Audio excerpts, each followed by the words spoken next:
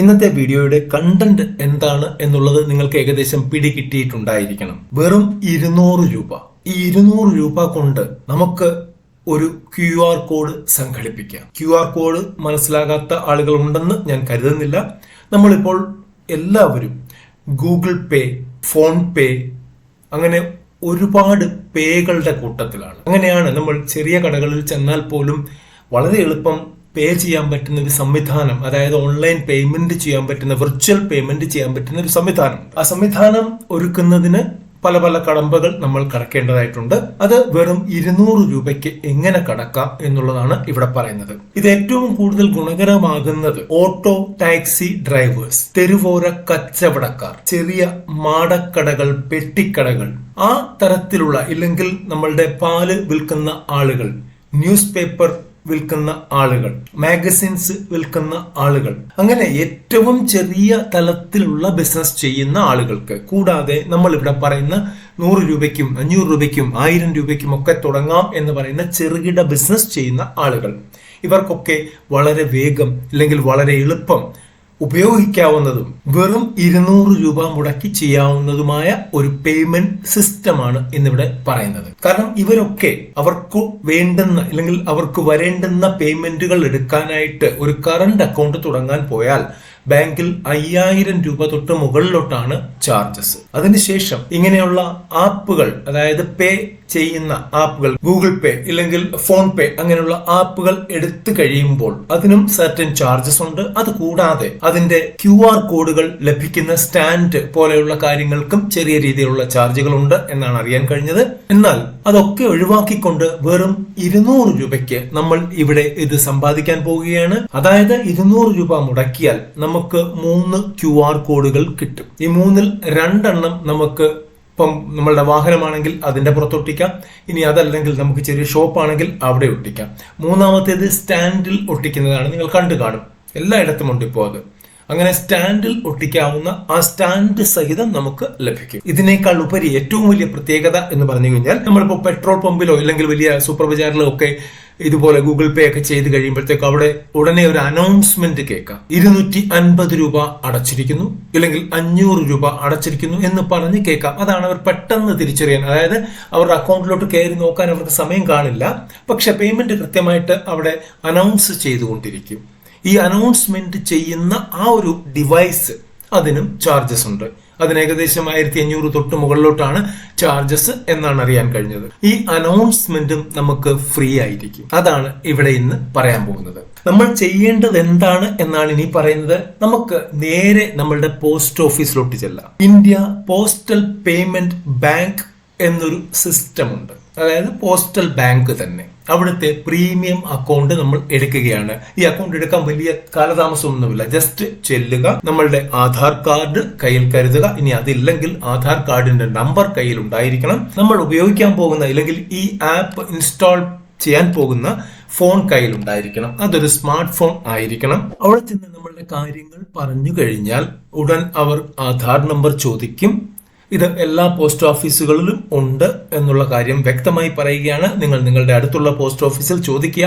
ഇനി എന്തെങ്കിലും കാരണവശാൽ ചെറിയ പോസ്റ്റ് ഓഫീസാണ്, അതുകൊണ്ട് അവിടെ ഇല്ല എങ്കിൽ നിങ്ങളുടെ ഹെഡ് പോസ്റ്റ് ഓഫീസിൽ ഇത് തീർച്ചയായിട്ടും ഉണ്ട്. അപ്പോൾ നമ്മളുടെ ആധാർ നമ്പർ നമ്മൾ കൊടുക്കുന്നു. ഉടനെ തന്നെ അവർ അത് എൻ്റർ ചെയ്യുന്നു. എൻ്റർ ചെയ്തതിന് ശേഷം നമ്മളുടെ ഫിംഗർ പ്രിന്റ് എടുക്കും.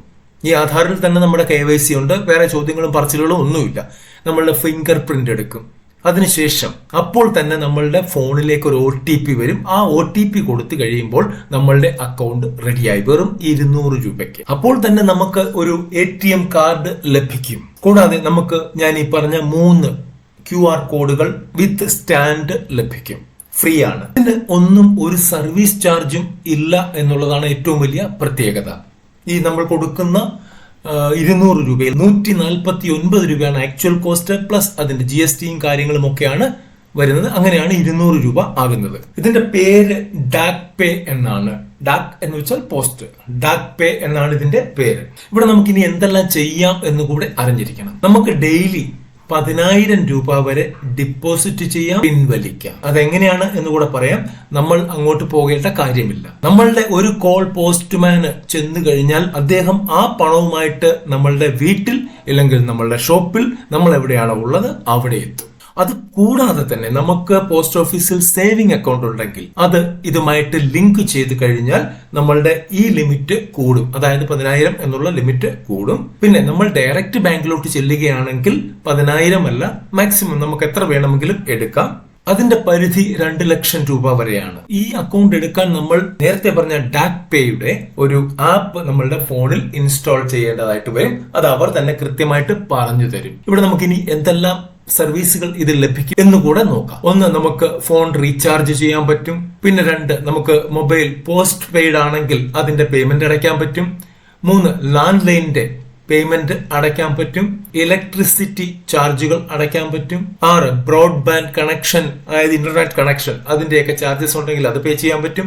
DTH, നമ്മളുടെ ടിവിയിലെ DTHന്റെ പേയ്മെന്റ് കൊടുക്കാൻ പറ്റും. ഗ്യാസിന് വേണ്ടി പണം കൊടുക്കാൻ പറ്റും.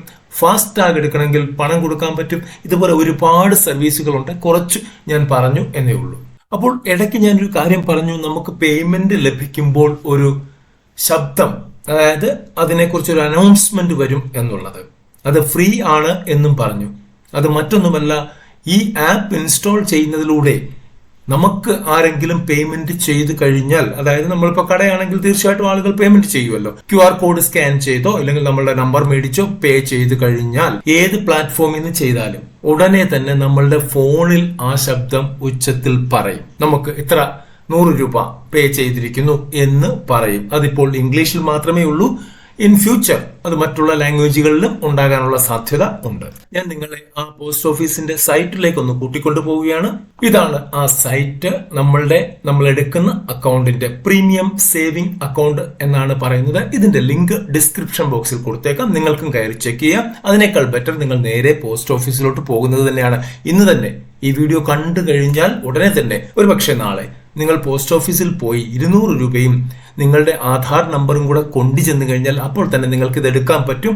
ഏറ്റവും വലിയ സംവിധാനമാണ് ഇന്ന് പോസ്റ്റ് ഓഫീസ് ഒരുക്കിയിരിക്കുന്നത്. ഇവിടെ എന്തൊക്കെ ലഭിക്കും എന്ന് നോക്കാം. ഇത് പ്രീമിയം സേവിംഗ് അക്കൗണ്ട് ആണ്.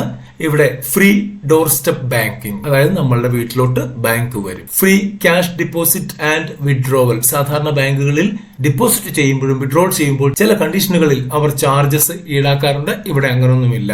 നമ്മളുടെ പോസ്റ്റ് ഓഫീസ് സേവിംഗ് അക്കൗണ്ടുമായിട്ട് ലിങ്ക് ചെയ്യാം. അപ്പോൾ നമ്മളുടെ ക്യാഷ് എടുക്കാനുള്ള ക്ഷമത കൂടും. പിന്നെ നമുക്ക് തന്നിരിക്കുന്ന ഡെബിറ്റ് കാർഡ്, ആ കാർഡ് വെച്ച് നമുക്ക് പോസ്റ്റ് ഓഫീസിൽ ചെന്ന് പണം എടുക്കാം, അടയ്ക്കാം, എന്ത് വേണമെങ്കിലും ചെയ്യാം. പിന്നെ നിങ്ങൾ ഇലക്ട്രിസിറ്റി ഒക്കെ പേ ചെയ്യുമ്പോൾ അതിനകത്ത് ക്യാഷ് ബാക്ക് എന്തെങ്കിലും ഉണ്ടെങ്കിൽ അത് ലഭിക്കും. അപ്പോൾ ഇങ്ങനെയുള്ള ഒരു സംവിധാനമാണ് ഇതിന്റെ അക്കൗണ്ടിന്റെ. ഞാൻ നേരത്തെ പറഞ്ഞ 149 രൂപയാണ് ഇതിന്റെ കോസ്റ്റ് വരുന്നത്. പ്ലസ് GST ആണ് വരുന്നത്. ആനുവൽ, അതായത് ഒരു തവണ എടുക്കുമ്പോൾ 149 രൂപയാണ്. ഇനി ഓരോ വർഷവും നമ്മളിത് പുതുക്കണം.